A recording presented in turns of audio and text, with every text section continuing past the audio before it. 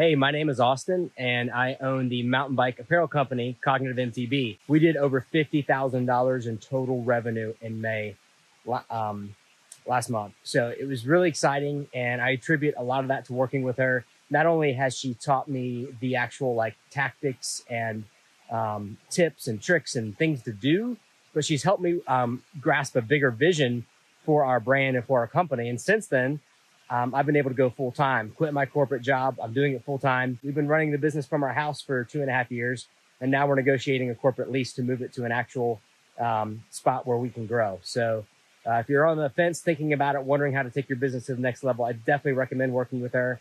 And it's all up to you. She's going to teach you. She's going to help you. But it's up to you to take the time and the effort and the money to invest and to make it happen for you.